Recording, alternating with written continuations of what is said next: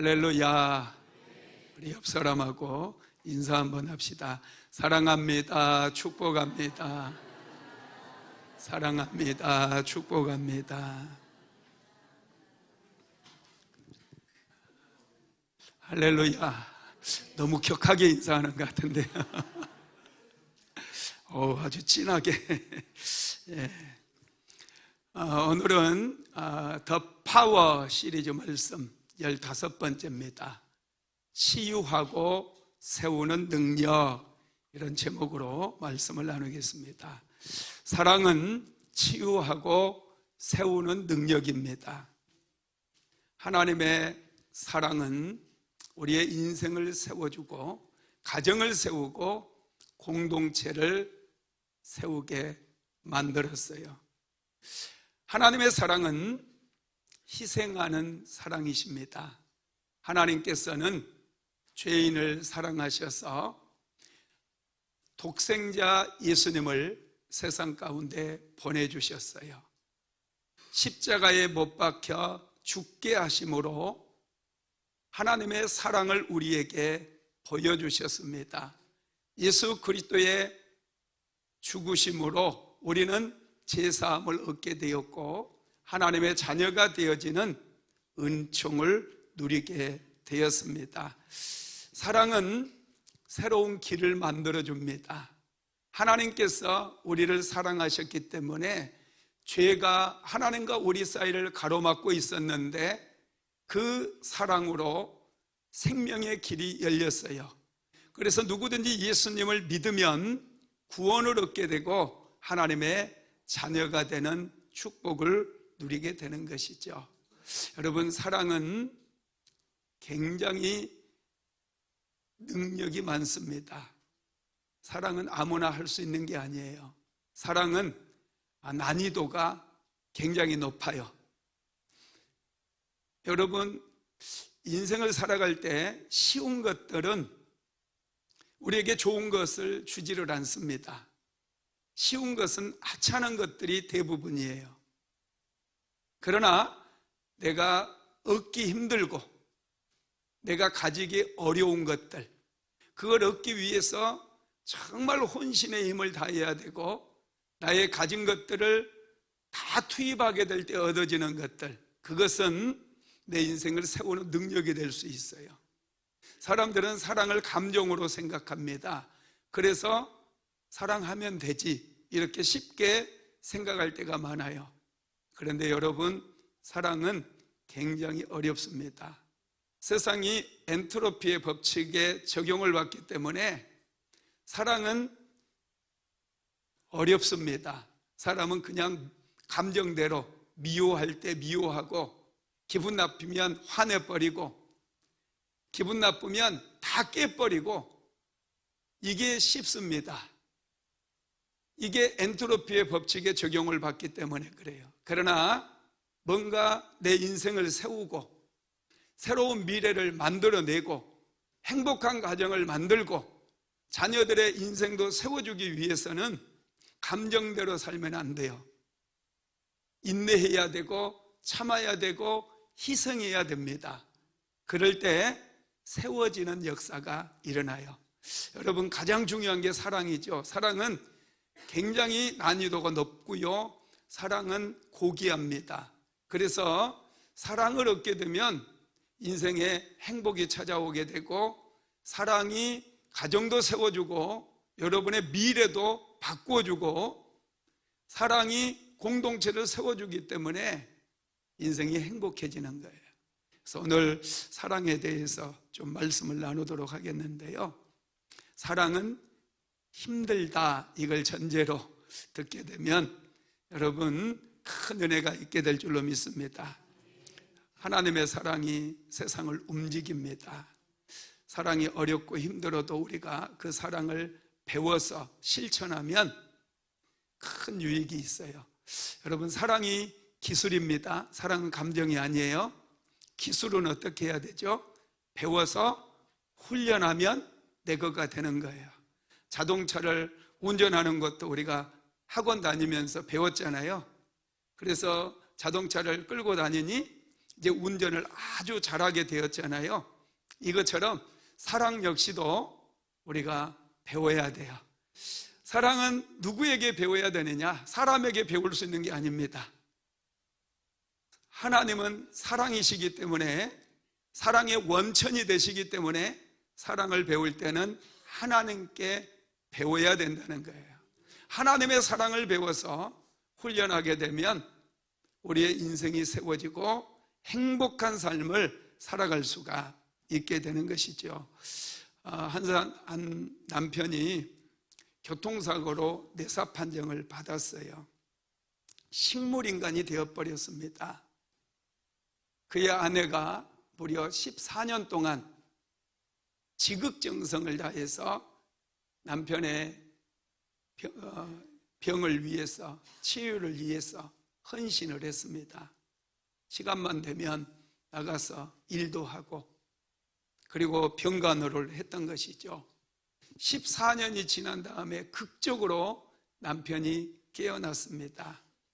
그때 의사 선생님과 간호사들, 주변에 있는 모든 분들이 이구동성으로 말하기를 아내의 사랑 때문에 남편이 깨어났습니다, 이렇게 얘기를 했어요. 아내가 끝까지 포기하지 않고 병석을 지켰습니다. 그때 기적이 일어났습니다. 또 이런 일도 있었어요. 한 아내가 똑같이 교통사고로 인해서 몸이 전신마비가 되어버렸습니다. 남편은 아내를 사랑함으로 7년 동안 그 아내의 병수발을 들어줍니다. 그리고 7년이 지났을 때 기적적으로 아내가 회복이 되었어요. 주변의 모든 사람들은 한결같이 얘기합니다. 이것은 남편의 사랑 때문입니다. 사랑은 치유하는 능력이고 회복시키는 능력이며 세우는 능력이라는 것이죠. 오늘 우리가 살고 있는 이 시대에도 정말 필요한 것이 사랑이에요. 사랑이 메말라 있다 보니 가정이 깨지고 영혼은 방황합니다. 거주할 집을 찾지 못하고 사람의 삶이 피폐해지고 공허하고 외롭고 쓸쓸한 것이죠. 문제는 사랑을 받으려고만 한다는 거예요. 모두가 사랑에 목말라 있어요. 그런데 사랑을 주는 곳이 없습니다. 왜냐? 사랑이 없기 때문에. 우리 인생은 정직해요. 내가 가진 것을 다른 사람에게 줄 수 있습니다. 교회를 다녀도 내 안에 사랑이 없다 보니 사랑이 흘러가지를 못해요. 내 안에 사랑이 없다 보니 주변이 메말라 버리는 거예요. 여러분, 우리는 사랑을 받아야 됩니다. 사랑은 받는 거예요. 돈으로 살 수 있는 게 아니고 사랑은 먼저 받는 거예요. 하나님은 사랑의 원천이 되기 때문에 우리에게 사랑을 주시는 분이십니다. 사랑을 받아서, 사랑의 기술을 배워서 사랑을 실천하게 되면 메말랐던 가정에 꽃이 피기 시작해요. 열매가 맺혀지기 시작해요. 인생이 행복해진다는 것이죠. 여러분, 하나님은 사랑의 원천이십니다. 오늘 본문 한번 읽어봅시다. 요한일서 4장 16절입니다. 하나님이 우리를 사랑하시는 사랑을 우리가 알고 믿었노니 하나님은 사랑이시라. 사랑 안에 거하는 자는 하나님 안에 거하고 하나님도 그의 안에 거하시느니라. 하나님은 우리를 사랑하신다고 그랬어요. 하나님의 사랑은 부드럽고 따뜻합니다. 하나님은 오래 참으시는 분이셔요. 사랑이 많기 때문에 오래 참습니다. 사랑이 메말라 버리면 조급해지기 시작해요. 사랑이 메마른 사람들은 성급합니다. 쉽게 화내고 쉽게 짜증냅니다. 사랑이 메말라 버리면 조건이 많아지는 것이죠. 그런데 하나님의 사랑은 풍성한 사랑입니다. 길이 참으시고 기다려주는 사랑이라는 거예요. 여러분, 그 사랑의 능력으로 인하여 저와 여러분은 구원을 얻게 되었고 하나님의 자녀가 되는 축복을 누리게 되었음을 믿으시기를 바랍니다. 여러분, 치유는 한순간에 이루어지지만 과정을 거치게 됩니다. 하나님의 사랑을 반복해서 받아야 돼요. 하나님의 은혜, 하나님의 사랑, 하나님의 축복은 우리가 살아가는 데 있어서 너무나 소중합니다. 그래서 우리는 어찌하든지 하나님의 은혜를 받기 위해서, 하나님의 축복을 받기 위해서 하나님 앞에 나와야 돼요. 그러면 하나님께서 하늘의 문을 여시고 우리 인생에 은혜도 주시고 사랑도 주시고 축복도 주심을 믿으시기를 바랍니다.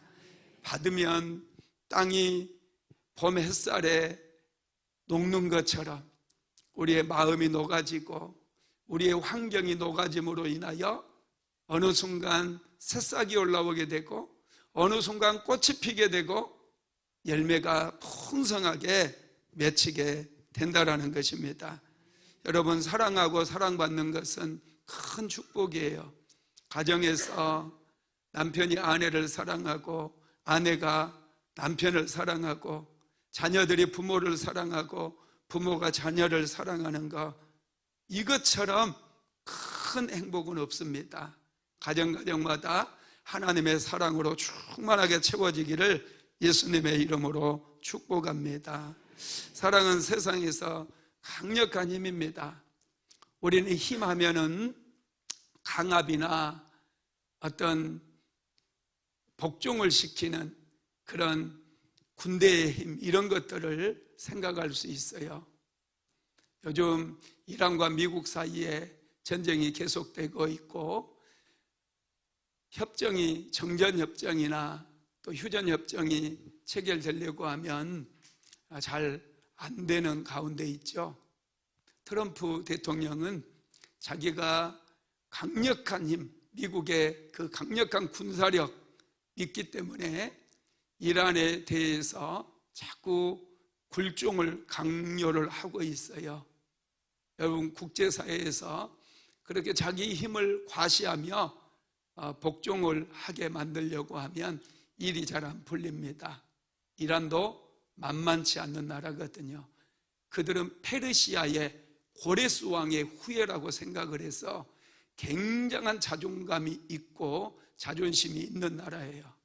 그래서 어느 나라에도 쉽게 무릎을 꿇지 않는 그런 국민성이 있습니다. 전에 이라크도 그랬잖아요. 느부갓네살의 후예라고 해서 그들은 어느 누구에게도 굴종을 하지 않아요. 그러나 지도자들이 착각하는 것은 억누르면 굴종을 할 거라고 생각을 하죠. 그런데 여러분, 절대 그런 일은 일어나지 않습니다. 사랑만이 진정한 변화를 일으키게 되고 사랑만이 화평을 얻을 수 있다라는 것이죠. 여러분, 그래서 우리는 사랑에 대해서 좀 알아야 되는데, 사랑은 무엇일까? 특별히 예수님의 사랑은 어떻게 나타났을까에 대해서 좀 우리가 배우도록 하겠습니다. 첫 번째, 예수님은 만져주심을 통해서 사랑을 표현하셨습니다. 마태복음 8장에도 보면은 베드로의 장모가 열병으로 인해서 집에 누워있는 장면이 나옵니다. 예수님께서 그 얘기를 듣고 베드로의 집을 찾아가죠. 그리고 열병으로 고통당하고 있는 베드로의 장모를 만져주십니다. 예수님께서 만져주심으로 베드로의 장모의 병을 고쳐주셔요. 마태복음 8장 15절 말씀 같이 읽어볼까요? 그의 손을 만지시니 열병이 떠나고 여인이 일어나서 예수께 수종들더라. 그의 손을 만졌다는 거예요. 베드로의 장모의 손을 예수님께서 만져주시니 열병이 떠나고 여인이 깨끗하게 고침받고 일어서게 되었다는 거예요. 사랑은 만져줌입니다. 접촉입니다. 괜히 자기와 상관없는 여자 잘못하면 추행할 수 있으니 가족들을 만져주라는 거예요. 사랑하는 아내를 만져주고 남편을 만져주고, 이것이 사랑이고, 만져주면 면역력이 높아진대요. 자녀들 어렸을 때 많이 만져줘야 돼요. 머리도 쓰다듬어주고 등도 두들겨주고 안아주고, 그러면 자녀들이 건강하게 면역력이 증대돼서 또 세상 속에서도 세상은 좋은 곳이다, 살만한 곳이다, 이렇게 생각을 한답니다. 그래서 세상에 나가서도 자신감 있게 인생을 개척해 나가고 도전하고 모험함을 통해서 그들의 인생이 크게 성장한다라는 거예요. 나이가 들수록 부부가 서로 만져주면 몸이 잘 아프지 않고 오래 산대요. 남편이나 아내를 먼저 떠나버린 그런 어르신들 보면은 굉장히 안타깝지만 늘 우울해하는 그런 모습들을 많이 봐요. 그러다 보니 빨리 늙어버리고 몸도 더 약해지는 것이죠. 그런데 나이가 들수록 할머니가 할아버지를 만져주고 할아버지는 할머니를 예쁘다고 만져주고 그러면 나이가 들어도 건강하고 더 오래 살고 병에도 걸리지 않고 행복하게 살아갈 수 있다라는 거예요. 여러분, 그렇습니다. 이 접촉이라고 하는 거, 만져주는 거 사랑이에요. 그래서 부부 간에 손도 잡아주고, 남편이 직장에서 돌아오고 힘들 때 손 한번 잡아주고 한번 안아주고, 그러면 피곤이 풀어지고 가정에 행복이 찾아오는 거예요. 할렐루야. 이게 사랑인 것이죠. 하나님은 만져주심을 통해서 사랑을 표현하셨어요. 열왕기상 19장 5절 한번 읽어봅시다. 로뎀나무 아래 누워 자더니 천사가 어루만지며 이르되 일어나서 먹으라 하신지라. 엘리사가 갈멜산에서 바알 선지자 450명, 아세라 선지자 400명, 도합 850명과 영적 전쟁을 벌였거든요. 그때 이제 엘리야가 하늘에서 불이 내리게 함으로 승리를 거뒀어요. 그리고 바알과 아세라 선지자를 전부 처단을 하죠. 그 소식을 듣고 당시에 왕비였던, 아합 왕의 왕비였던 이세벨이라고 하는 여인이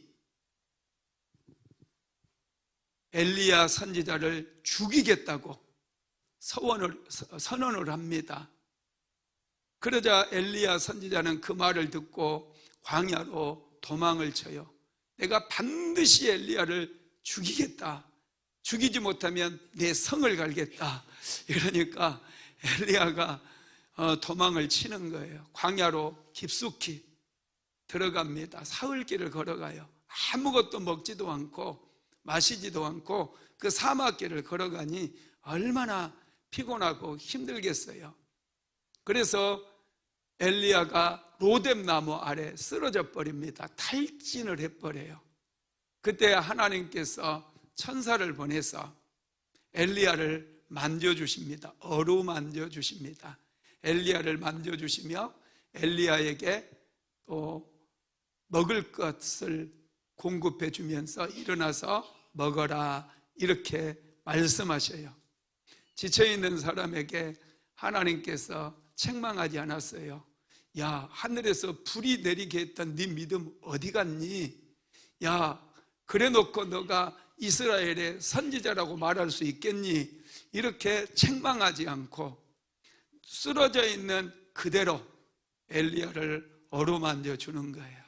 아플 때 옆에서 어루만져 주면 빨리 병이 치유되어져요. 자기에게 옮길까 봐 문 꽝 닫고 가버리면 여러분 병이 오래 가게 됩니다. 치유가 잘 안 되는 거예요. 남편을, 아내를 옆에서 어루만져 주고 직장에 갔다 오면 또 가서 어루만져 주고 그러면 치유되고 회복되는 역사가 일어나게 됨을 믿으시기 바랍니다. 엘리야를 하나님께서는 천사를 보내서 어루만져 주게 했어요.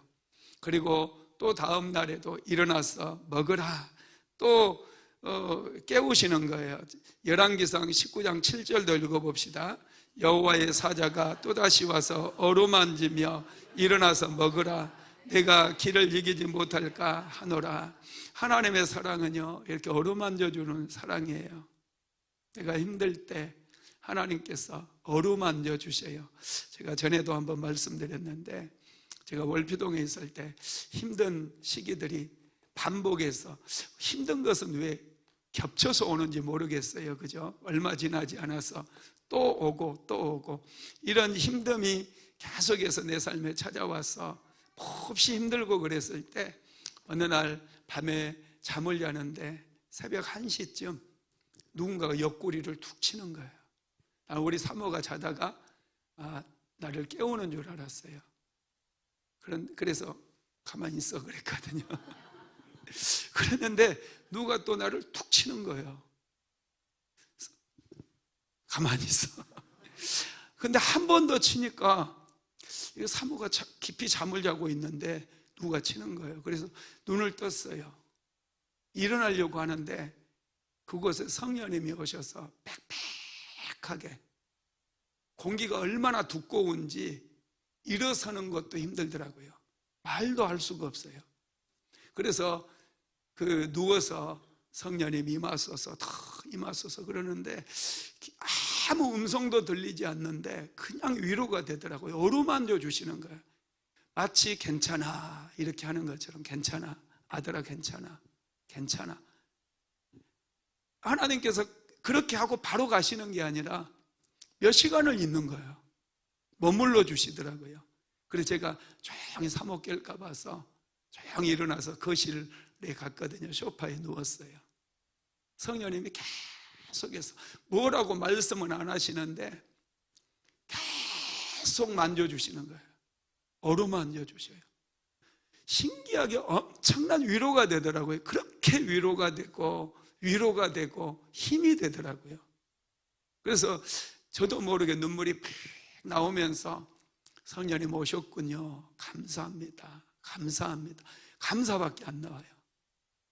그날이 있고 난 다음에 신기하게 힘이 생겨요. 기도할 힘이 생기고 또 성경을 볼 수 있는 힘이 생기고 그 힘에 의지해서 또 목회 현장에서 열심히 목회를 했어요. 여러분 하나님께서 만져주시면 힘이 생기더라고요. 하나님께서 만져주시면 용기가 생기더라고요. 하나님께서 만져주시면 살아가게 되더라고요. 하나님께서 만지면 죽을 것 같은 환경이 변화가 일어나더라고요. 여러분 하나님의 만져주심을 깊이 경험하게 되기를 예수님의 이름으로 축복합니다. 두 번째로 예수님은 관심을 가져주심으로 사랑을 표현하셔요. 여러분 하나님은 여러분에게 관심이 많아요. 어떻게 하면 은혜 주실까? 어떻게 하면 좋은 것을 주실까? 우리에게 관심을 많이 갖고 계십니다. 여러분 수넴 여인이라고 하는 여인이 나오죠. 수넴 여인은 엘리사가 사마리아에서 갈멜산까지 절기마다 기도하러 가는 그 모습을 유심히 살펴봤어요. 이스라엘의 절기는 중요한 절기가 7가지가 있거든요. 그래서 거의 2달에 한 번 정도는 반드시 갈멜산에 가서 기도를 하는데 그 선지자가 사마리아에서 갈멜산까지 갈 때는 수넴이라고 하는 동네를 반드시 거쳐가야 됩니다.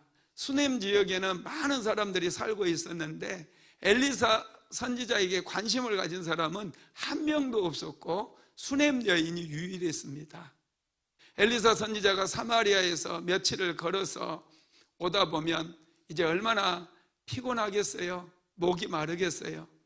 그래서 수넴 여인이 엘리사 선지자를 자기 집으로 초대를 합니다. 억지로 자기 집으로 모시고 와요. 그래서 맛있는 음식을 만들어서 공개를 해주고 나중에 남편에게 얘기해서 방을 하나 준비를 해서 엘리사가 그곳에 오면 잠시라도 쉬었다 갈 수 있도록 모든 환경을 제공해 줍니다.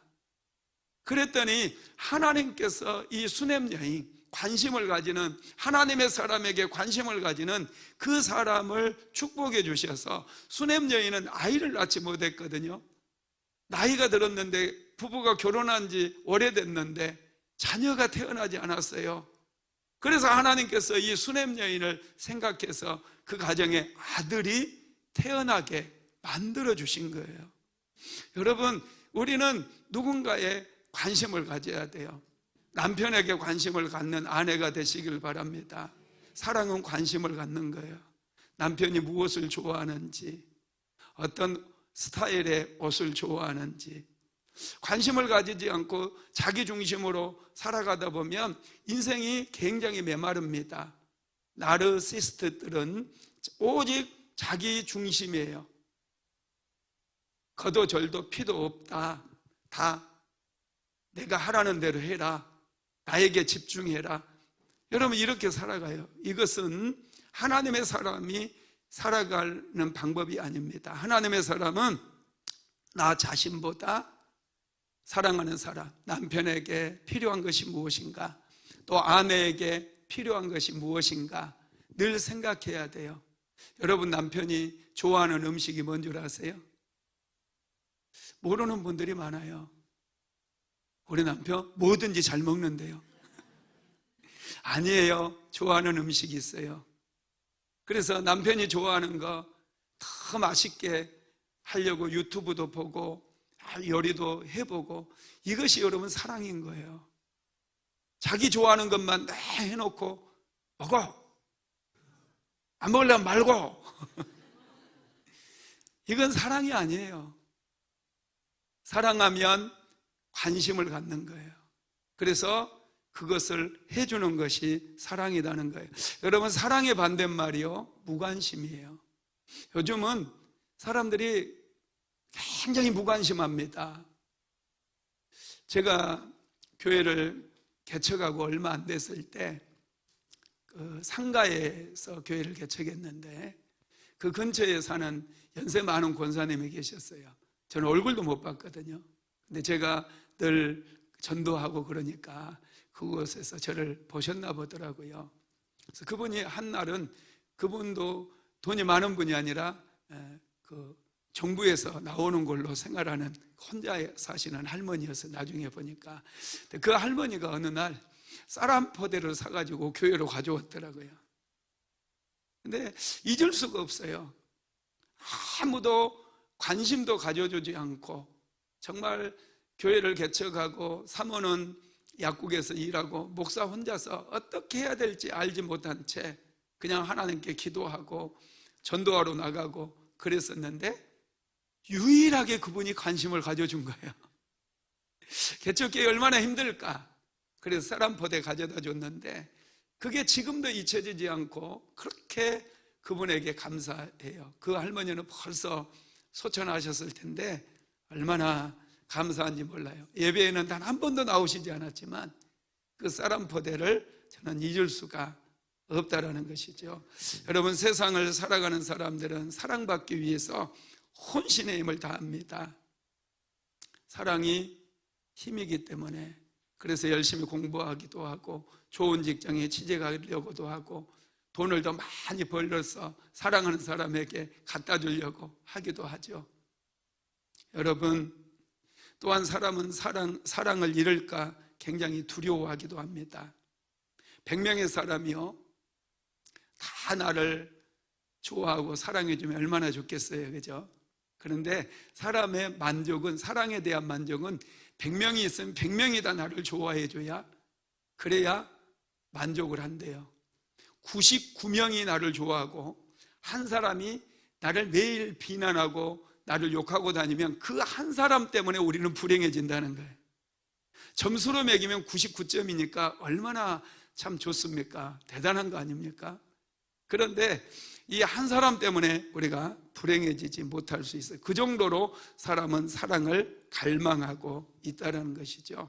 사랑을 받고 싶다면 먼저 관심을 가지시고 사랑을 베푸시기를 예수님의 이름으로 축복합니다. 세 번째로 예수님의 사랑은 용서하심으로 사랑을 실천했어요. 여러분, 용서는 어렵습니다. 우리의 본성을 거스리는 거예요. 복수하고 싶고, 그냥 나를 상처 준 사람 무너뜨리고자 하는 것이 우리의 본성의 감정이에요. 그런데 하나님께서는 우리에게 용서를 가르쳐 주시고 용서하는 사랑을 먼저 베풀어 주셨어요. 왜냐? 용서가 세움이기 때문에 그래요. 용서하면 세워집니다. 여러분, 미워하고 또 미워하고 또 미워해 보세요. 그 사람만 안 되는 것이 아니라 내 인생도 꼬이게 돼요. 그러다 보니 사랑하는 사람을 옆에 두고서도 혼자 불행해요. 얼마든지 인생을 따뜻하게 가꾸며 살아갈 수 있는데 미움이 들어오게 되면 그 미운 사람 때문에 내 인생이 점점 무너져 내리더라는 것이죠. 하나님은 우리를 용서해 주셨어요. 요한일서 4장 10절 말씀 한번 같이 읽어봅시다. 사랑은 여기 있으니 우리가 하나님을 사랑한 것이 아니요 하나님이 우리를 사랑하사 우리 죄를 속하기 위하여 화목제물로 그 아들을 보내셨습니다. 아멘. 사랑은 희생입니다. 하나님의 사랑은 여기 있으니 우리가 하나님을 사랑한 것이 아니요 하나님이 우리를 사랑하사 우리 죄를 속하기 위하여 그랬어요. 우리 죄를 속한다는 것은 우리의 죄를 용서해 주기 위해서 그 화목제물로 하나님의 아들 예수님을 이 땅에 보내주셨다는 거예요. 예수님을 십자가에 못 박혀 죽게 하셨다는 거예요. 여러분, 저와 여러분은 하나님의 사랑을 받은 사람이에요. 그래서 우리는 용서받았어요. 하나님의 자녀가 되는 축복을 받게 되었습니다.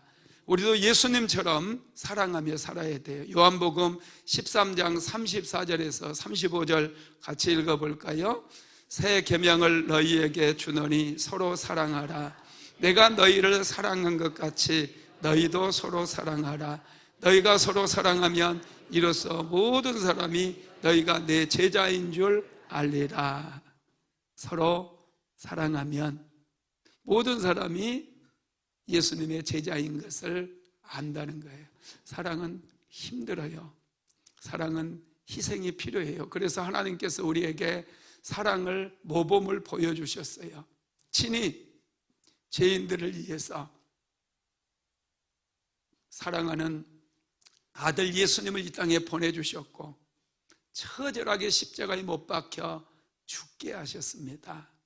그 사랑을 우리가 이미 받았음을 믿으시기 바랍니다. 네 번째로 예수님은 돌봄을 통해서 사랑을 실천하셨어요. 여러분, 돌봄은 책임을 지는 거예요. 자녀를 낳았으면 끝까지 책임을 져야 돼요.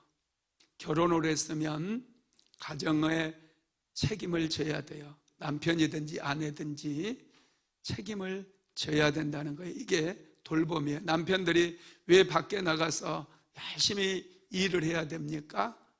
가정에 책임이 있기 때문에, 아내를 행복하게 해주고 자녀들을 키워야 되기 때문에 때로는 직장에서 힘든 일이 있고 직장에서 상사들에게 무시를 당하고 그래도 끝까지 참아내는 것이죠. 그리고 사랑하기 때문에 가정에 필요한 것들을 공급해 주는 거예요. 이게 돌봄인 거예요. 사랑한다라고 고백하면서 아무 일도 하지 않고 멈춰 있는 것은 사랑이 아닙니다. 사랑하면 열심히 무슨 일이라도 하는 것이죠. 그래서 가정의 필요를 채워주는 것, 이것이 사랑입니다. 여러분, 어떤 부인이요, 가정생활 하는 게 너무 힘들었고 고통스러웠대요. 그래서 하나님께 기도했답니다. 예수님, 제가 사는 게 너무 힘듭니다. 저를 빨리 좀 데려가 주세요. 저 천국 가서 편안하게 살고 싶습니다. 그렇게 기도했답니다. 그때 하나님께서 이분을 찾아오신 거예요. 그리고 그래 알았다, 내가 내 소원을 들어줄게. 그런데 너를 데려가기 전에 네가 몇 가지를 좀 해줘야 되겠다. 사람들이 내 장례식에 왔는데 네 집이 막 이렇게 지저분하면 어떻게 되겠니? 화장실 좀 봐라. 저거 뚫었다 청소도 안 해서. 그래요? 그래서 일어나가지고 그날 이제 집 청소를 했대요. 정리를 깨끗하게 했대요. 그랬더니 그 다음날 또 찾아오셔가지고, 야, 너네 집에 정원이 참 좋은데 손질이 안 돼가지고 쓰레기통이다. 정원 손질 좀 할래? 그래서 그 다음날은 정원을 손질을 했답니다. 잡초를 다 뽑아내고 이제 좋은 꽃을 심어 놓고, 그랬더니 야, 정원에 나비가 찾아오고 꽃이 피어 있으니 벌이 찾아오는 거예요. 너무 좋은 환경이 만들어지는 거예요. 그리고 이제 그 다음날 또 하나님이 찾아오셨대요. 야, 이제 자녀들 그래도 우리 엄마는 참 사랑이 많은 엄마였어. 네 엄마를 좀 그렇게 기억해야 되지 않겠니? 그러니 자녀들에게 딱 3일만 사랑을 좀 베풀어 봐라, 그런 거예요. 그래서 이분이 이제 자녀들을 이제 어떻게 하면 사랑할까 고민하면서 백화점에 데리고 가서 애들이 좋아하는 옷도 한 벌 사주고 신발도 사주고 또 식료품을 많이 준비해 와가지고 자녀들이 좋아하는 음식을 만들어 주는 거예요. 그랬더니 자녀들이 막 너무 좋아하며 엄마 하며 엄마만 쫓아다니는 거예요. 그래서 사흘이 지났더니 또 하나님께 찾아오셨어요. 그리고 이제 마지막 한 가지만 얘기할게 그러면서, 네 남편이 네 속 썩인 거 안다. 그러니 그래도 참 네가 죽고 난 다음에 이 여자 참 괜찮은 여자였어. 오래 기억해 줘야 되지 않겠니? 그러니 한번 마음껏 남편을 좀 사랑해 줘라, 그런 거예요. 그러니까 이제 마지막 가는 판에 뭘 못 해주겠어요, 그죠? 그래서 남편을 막 너무너무 이제 좋아해주고 남편 갈 때 막 끌어안아주고 또 남편의 옷도 한 벌 사주고 막 그러는 거예요. 그리고 며칠이 지났는데 가정의 분위기가 싹 달라져 있는 거예요. 막 자녀들이 우리 엄마 막 하면서 엄마 하며 쫓아다니고 또 자기들끼리 얘기하고 자녀들과 남편이 서로 얘기하면서 남편은 사랑의 눈으로 자기를 쳐다봐주고, 그러니까 이게 뭐지? 기도를 바꿨대요. 하나님, 저 좀 더 이따 갈게요. 여러분, 사랑하면 행복해져요. 사랑하면 헌신하게 되어 있어요. 사랑하면 손을 움직여요. 아내가 하는 일들 도와주고 남편이 하는 일을 위해서 기도해주고, 사랑하면 그렇게 같이 희생하는 거예요. 일방적인 희생이 아니고 같이 하다 보니 혜택을 누가 봅니까? 자신이 보는 거예요. 믿으시기를 바랍니다. 5번째, 예수님은 이해를 통해서 사랑을 표현하셨어요. 관심이 있고 돌봄이 있다 할지라도 이해가 없으면 그건 사랑이 아닙니다. 사람이 이해하려면 지식이 필요해요. 사전 지식이 있으면, 여러분 성경도 사전 지식이 있으면 이해가 좀 되거든요. 제가 신학을 처음 공부할 때 이제 성경만 좀 봤잖아요. 그러다 보니까 이 구약의 역사라든지 이런 것들이 정말 좀 이해가 안 되더라고요. 고고학이나 이런 것들이, 또 구약 신학도 이해가 좀 안 되더라고요.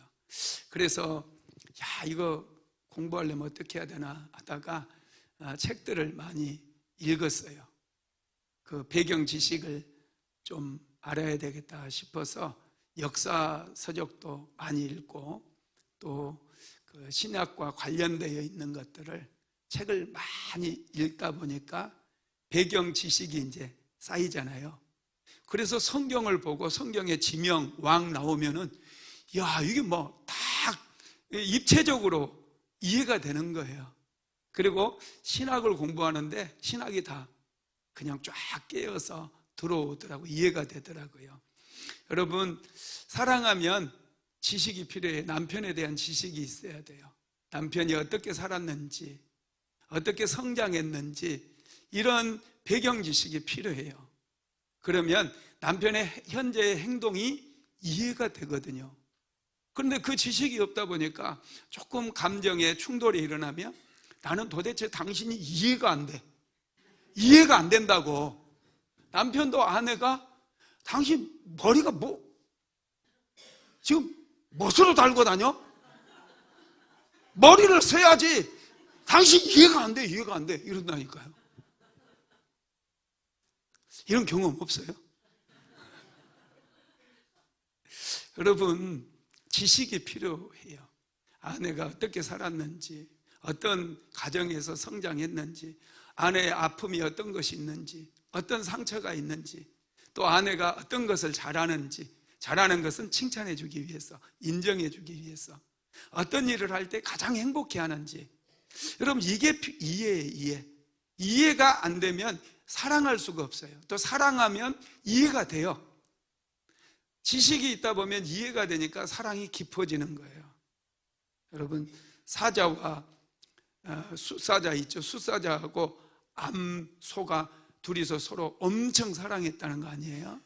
그래서 사랑하는 사람에게, 사랑하는 자에게 좋은 거 주려고 사자는 자꾸 이 사슴, 톰슨 가젤 이런 먹기 좋은 이 고기를 자꾸 잡아다가 황소에게 갖다 주는 거예요. 그런데 황소는 하나도 먹을 수가 없어요. 황소는 또 사자를 너무 사랑하기 때문에 자기가 좋아하는 풀을 잔뜩 뜯어다가 소에게 주는 거예요. 소가 먹을 수가 없어요. 서로를 상대방을 모르다 보니까 자기가 좋아하는 것만 남편도 좋아하는 줄 알고 그렇게 주다 보니 서로 갈등이 생기고 다툼이 생기는 거예요. 분명히 사랑하는 건 맞는데 서로 이해를 못하다 보니, 지식이 없다 보니 엇박자가 나는 그런 사랑을 한다는 거예요. 그래서 여러분, 지식이 필요합니다. 사랑에는 지식이 필요해요. 관심도 필요하고 돌보아주는 것도 필요하지만 이해도 필요해요. 이해하려면 지식이 있어야 돼요. 예수님은 제자들이 연약하다는 것을 항상 알고 계셨어요. 베드로가 막 7번이나 고백을 하잖아요. 베드로의 별명이 고백의 사람이에요. 예수님께서 십자가를 지시기 전에도 내가 주와 함께 죽을지언정 내가 주님을 모른다고 부인하지 않겠습니다, 이렇게 고백을 하거든요. 그랬는데 여러분, 베드로가 어떻게 됩니까? 예수님께서는 내가 오늘 밤 다 굴기 전에 3번이나 나를 부인하리라 이렇게 말씀하시거든요. 요한복음 13장 38절 한번 읽어볼까요? 시작. 예수께서 대답하시되 내가 나를 위하여 내 목숨을 버리겠느냐? 내가 진실로 진실로 내게 이르노니 다 굴기 전에 내가 3번 나를 부인하리라. 예수님은 분명히 말씀하셨어요. 베드로의 연약함을 알아요. 연약함을 또 이해해 주셨어요.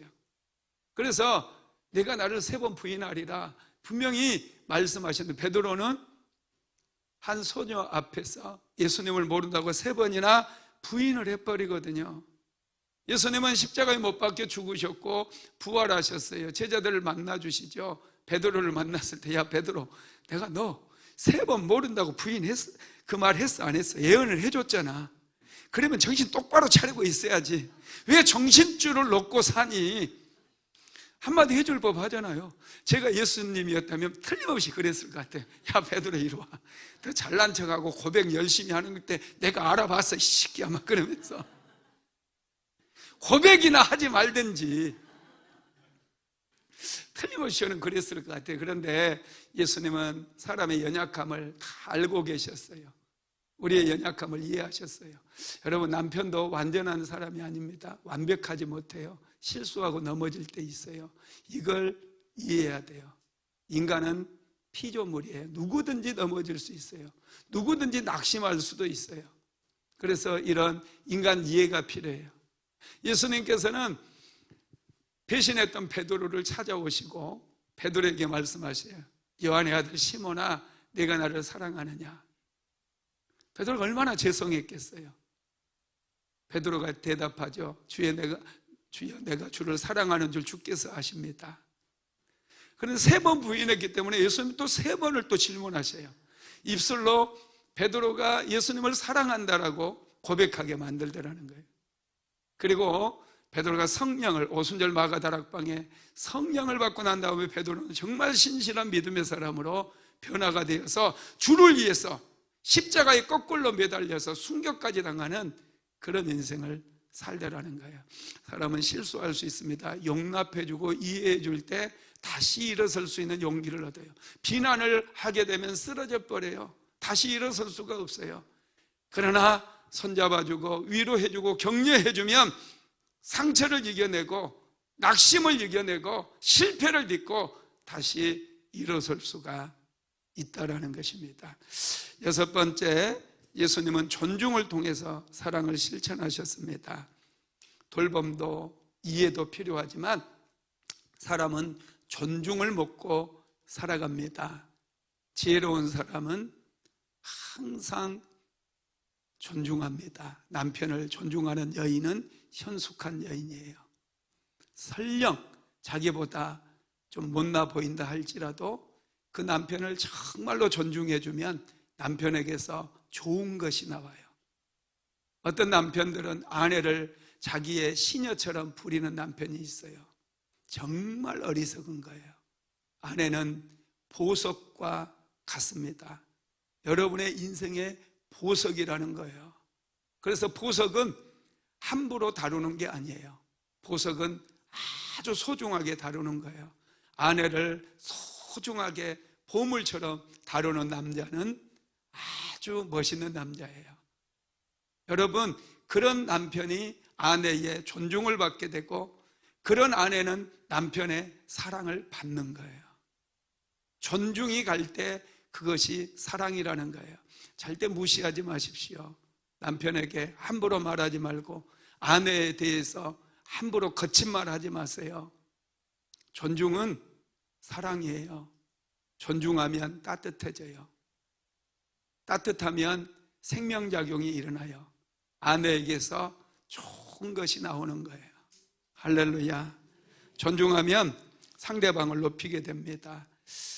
존중하는 사람들에게 자유가 임하죠. 여러분, 탕자의 비유 우리는 너무나 잘 알아요. 그죠? 둘째 아들인 아들이 아버지를 찾아와서 아버지, 저도 이제 제 인생을 살겠습니다. 저에게 유산을 물려줄 거면 지금 물려주세요. 그런 거예요. 당시 아버지가 살아계실 때 아버지 유산을 물려달라고 하는 놈들은 아주 나쁜 불효자로 취급을 해서 동네 사람들이 돌로 쳐 죽였어요. 그런 때예요. 그런데 아버지는 아들을 존중했어요. 아버지는 둘째 아들에게 줄 분깃을 돈으로 바꿔가지고 아들에게 줍니다. 아들은 집을 떠났어요. 그 순간부터 아버지는 아들이 자유인으로 돌아오기를 기다리는 거예요. 아버지가 주지 않으면 아들은 노예로 살아갈 수밖에 없거든요. 노예의 마음을 버리지를 못하거든요. 아들은 허랑방탕하며 모든 아버지의 유산을 다 탕진을 해버렸어요. 그리고 아들이 돼지 우리에서 돼지 먹는 지엽 열매를 먹었을 때 깨달음이 오죠. 우리 아버지는 부자인데, 우리 아버지 집에 품꾼들도 풍족하게 먹고 사는데 나는 돼지보다 못하구나. 그때 아버지 집으로 돌아오거든요. 아버지 집으로 돌아오는 탕자는 더 이상 노예의 마음을 가진 게 아니라 자유인의 마음을 가지고 오는 거예요. 아버지는 탕자를 책망하지 않아요. 오히려 탕자가 돌아왔을 때 송아지를 잡아줍니다. 살찐 송아지를 잡아서 잔치를 열어주는 거예요. 이게 사랑인 거예요. 하나님은 우리가 돌아올 때 송아지를 잡아서, 살찐 송아지를 잡아서 잔치를 벌여주신다는 거예요. 믿으시기를 바랍니다. 여러분, 그렇습니다. 오늘날의 가족끼리도 이해가 메말라 있고 사랑이 메말라가고 있어요. 하나님은 우리가 존중하며, 가족들끼리 더 존중하며 사랑하며 살기 원합니다. 행복한 가정을 이루기를 원한다는 거예요. 7번째, 예수님은 아픈 사람을 치유하심으로 사랑을 표현하셨어요. 마태복음 8장 16절 읽어봅니다. 저물매 사람들이 귀신 들린 자를 많이 데리고 예수께 오거늘 예수께서 말씀으로 귀신들을 쫓아내시고 병든 자들을 다 고치시니, 사랑이 많으신 분은 아픈 사람을 긍휼히 여기셨어요. 귀신에 들려있는 사람을 불쌍히 여기셨어요. 사랑 때문에 예수님은 그들을 치유하셨습니다. 사랑하면 치료가 일어납니다. 가정에서 남편을 사랑하고 아내를 사랑하고 자녀들을 사랑하면 면역력이 점점 높아지고 병도 빨리 치유되는 그런 역사가 일어나게 되죠. 그래서 사랑은 연결시켜줘요. 하나님과도 연결시키고 사랑과도 연결시키고 축복과도 연결시켜줘요. 사랑이 흐르는 가정에 하나님께서는 복의 열매가 맺혀지게 만듭니다. 사랑은 반드시 열매를 맺습니다. 사랑이 있는 곳에 변화가 일어나고 사랑이 흐르는 곳에 새 생명의 역사가 일어나게 됩니다. 사랑은 우리를 안전하게 만들고, 사랑하면 담대함이 생깁니다. 사랑받으면 사람이 용기가 생겨요. 사람은 비굴해지면 안 되거든요. 인생을 살아갈 때 자신감이 필요해요. 어떤 일을 할 때 자신감이 없으면 그 일은 망하거든요. 그런데 사랑을 받으면 자신감이 생겨요. 사랑받으면 안정감이 생겨서 자녀들이 방황하지를 않습니다. 자녀들이 방황하고 어두운 밤에 마음을 어디에 둘지 알지 못해서 막 길거리를 떠도는 사람들이 있잖아요. 사랑받을 곳이 없어서 그래요. 가끔 가다 보면 폭주족들 막 빵 소리를 내면서 가는데 마음 둘 곳이 없어서 그런 거예요. 사랑을 받지 못하다 보니 마음 둘 곳을 찾지 못해서 야, 나 좀 봐라 하면서 어젠가요, 한번 며칠 전에 산책을 하는데 어떤 트럭이 그냥 경적을 울리는데 빵 하고 몇 분을 울리는 거예요. 참 안 됐더라고요. 그분의 마음이 얼마나 힘들고 피곤하고 지쳐 있으면 조그만한 그 자극이 들어왔는데 참지 못하고 저렇게 세상을 시끄럽게 만드는가. 참 안 됐잖아요. 여러분, 사랑은 우리를 안전하게 만들어요. 울타리를 만들어줘요. 가정에서 더 많이 사랑하십시오. 하나님의 사랑 많이 받으세요. 사랑은 받는 거예요. 그리고 사랑을 실천하는 기술이 필요해요. 오늘 배운 그 사랑을 잘 실천해서 여러분의 인생이 새로워지기를 예수님의 이름으로 축복합니다. 사랑은 세상을 변화시키는 하나님의 전략이에요. 하나님은 사랑을 통해서 세상을 변화시켰습니다. 초대교회는 아무것도 가진 게 없었지만 사랑이 있었어요. 그러다 보니 교회가 든든하게 서가는 역사가 일어났습니다. 말씀을 마무리합니다. 하나님은 사랑을 따라 역사합니다. 사랑이 있는 곳에 하나님은 머물러 계십니다. 교회 공동체에 사랑이 있으면 하나님이 머무십니다. 교회에, 여러분의 가정에 사랑이 있으면 하나님이 함께 머물러 계셔요. 하나님이 계시는 곳에 기적이 일어나요. 하나님이 머물러 계시는 동안에 은혜가 부어지고 사랑은 더 많이 부어지게 되는 것이죠. 그래서 날마다 사랑으로 충만해지게 되기를 예수님의 이름으로 축원합니다. 고마우신 하나님,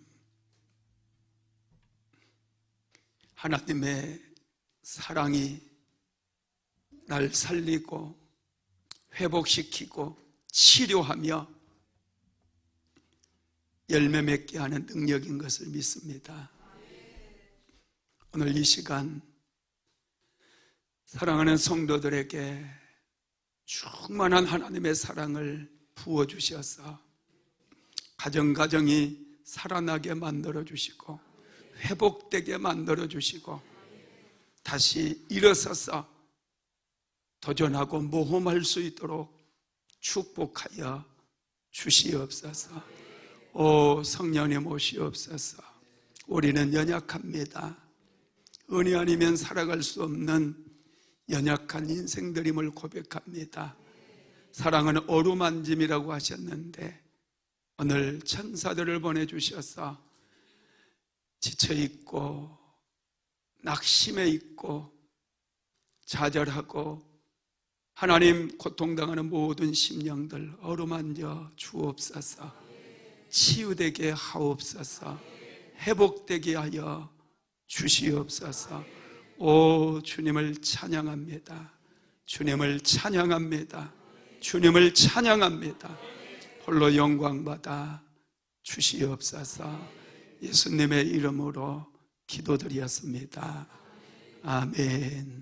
지금은 우리 구주 예수 그리스도의 무한하신 은혜와 아버지 하나님의 극진하신 사랑하심과 보혜사 성령 하나님의 감동 감화 내주 교통인도 충만케 하시는 역사가 치유하고 세우는 하나님의 사랑을 충만하게 공급받기를 간절히 소망하는 오늘 예배에 참석한 사랑하는 모든 성도들 머리 위에 순복음 안디옥교회 모든 성도들 위에 유튜브로 예배하는 사랑하는 성도들 머리 위에 가정과 직장과 사업장 위에 이제로부터 영원토록 함께 있을지어다. 아멘.